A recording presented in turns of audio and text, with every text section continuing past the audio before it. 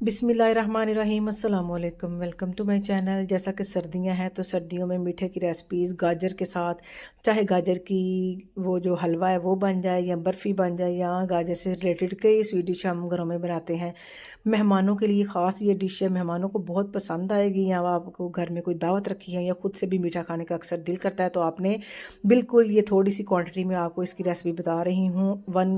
इनके 1 kg दूध के साथ आपको रेसिपी ये मैं बताऊंगी गाजर की खीर की। तो सबसे पहले रेसिपी शुरू करते हुए 4 टेबल स्पून आपने नए चावल जो है कोशिश कीजिएगा वो ले लें। अगर नहीं है तो अदरवाइज़ पुराने भी ले सकते हैं या टोटा चावल भी ले सकते हैं। अच्छे से 3-4 पानियों में धोने के बाद थोड़ा सा पानी ऐड करें और आधा घंटे के लिए रेस्ट दें। अगर टाइम थोड़ा है तो आप रेस्ट भी ना दें, इसको फ़ौरन से ही आप धो के चॉपर में डाल के थोड़ा सा पानी साथ ऐड करें और इसको दरदरा सा आप इसका पेस्ट बना लें, या आप इसको मसाले वाली डब्बी में भी दरदरा सा कर सकते हैं। तो दरदरा करने के बाद सेकंड स्टेप की तरफ है, 1/2 kg मैंने लाल वाली गाजरें सही जो जूसी होती हैं आपने वो लेनी है। फिर आपको खीर में चीनी भी बहुत कम मिकदार में ऐड करनी पड़ेगी। तो कढ़ाई में 2 टेबल स्पून देसी घी लिया है। देसी घी अगर आपके पास नहीं तो डालडा का भी इस्तेमाल कर सकते हैं, लेकिन देसी घी में तमाम मिठाइयाँ हलवे वगैरह जो हैं वो ज़्यादा टेस्टफुल लगते हैं।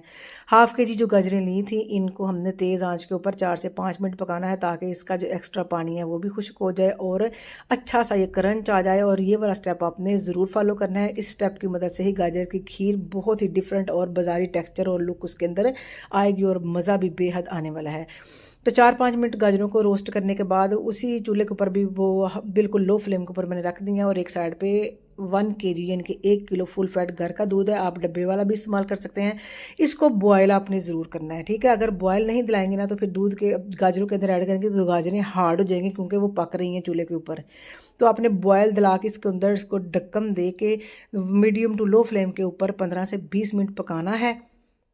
तो 15 से 20 मिनट के बाद ये अच्छे से गाजरें जो है हमारी सॉफ्ट हो जाएंगी और जो एक्स्ट्रा दूध वगैरह वो भी अच्छे से काफ़ी हद तक वो दिखे कम हो गया। तो मीडियम टू हाई फ्लेम के ऊपर अब हम इसको मिक्स करेंगे और साथ साथ इसमें ऐड करते जाएंगे। ये मैंने 3-4 टेबल स्पून लिया था मिल्क पाउडर, कोई सा भी ब्रांड का आप ले सकते हैं। इसको थोड़े से दूध में मिक्स कर लें या पानी में भी आप मिक्स कर सकती हैं। और 1/2 कप लिया है मैंने चीनी का। चीनी अपनी पसंद के मुताबिक ऐड कीजिएगा, लेकिन इतनी रेसिपी में इतनी काफ़ी थी। 1/2 टीस्पून इलायची पाउडर इस्तेमाल करना है। इलायची पाउडर ना हो तो साबुत इलायचियाँ भी 2-3 इस्तेमाल कर सकते हैं। अगर वो भी नहीं तो इलायची का एसेंस भी इस्तेमाल कर सकते हैं। अगर वो भी नहीं तो कुछ भी ना ऐड करें, क्योंकि आप कौन सा कमर्शियल लेवल पर इस्तेमाल कर रही हैं, आप घर में ही इस्तेमाल करना है। लेकिन इसके साथ खुशबू अच्छी आती है और जायका भी बड़ा मज़े का बनता है। तो जस्ट ये खुशबू के लिए होती है। इसको अच्छे से मिक्स करने हैं मीडियम टू हाई फ्लेम के ऊपर और अच्छे से थिक होने तक आपने इसको पकाना है।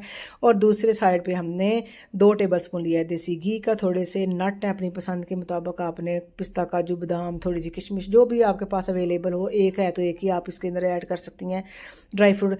इसको सिर्फ 1 मिनट के लिए आपने रोस्ट करना है मीडियम टू लो फ्लेम के ऊपर। इससे ज़्यादा रोस्ट नहीं करना, क्योंकि सिर्फ इसमें हल्का सा क्रंची लाना है, इनको कोई पकाना वगैरह जलाना वगैरह नहीं हमने। तो अच्छे से 1 मिनट पकाने के बाद हमने इसको उतार लिया और गाजर की खीर में इसको भी ऐड करते जाएंगे। देसी घी, गाजरें, दूध और ड्राई फ्रूट डालने के बाद तो पता है आपको फिर इसका रिज़ल्ट कितना ही अच्छा निकलेगा। तो इसको अच्छे से मिक्स करें और इतना पकाना है कि जब तक ये बिल्कुल जुड़ ना जाए आपस में और इसका एक क्रीमी कंसिस्टेंट इसकी टेक्सचर जो है वो ना हो जाए, ठीक है।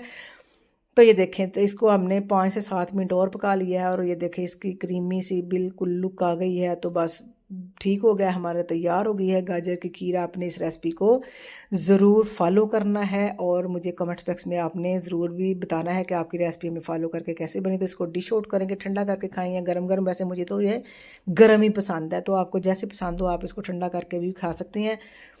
तो इंशाल्लाह उम्मीद करती हूँ गाजर की खीर की रेसिपी आपको पसंद आएगी। अगर पसंद आए तो आपने वीडियो को ज़रूर लाइक करना है, और अभी तक अगर आपने यूट्यूब का चैनल नहीं सब्सक्राइब किया तो फटाफट से सब्सक्राइब कर लें। कोई चार्जेस नहीं, कोई इसके पैसे वगैरह नहीं लगते। तो ये आप हम मुझे आपके सपोर्ट की ज़रूरत है। तो प्लीज़ आप मेरी जो वीडियोस हैं जो मैं ना काफ़ी अरसे से डाल रही हूँ, आपने उनको बगैर स्किप किए वॉच करना है और मेरी वीडियोस को ज़्यादा से ज़्यादा आपने शेयर भी ज़रूर करना है, ताकि ज़्यादा से ज़्यादा लोग इससे फ़ायदा हासिल कर सकें।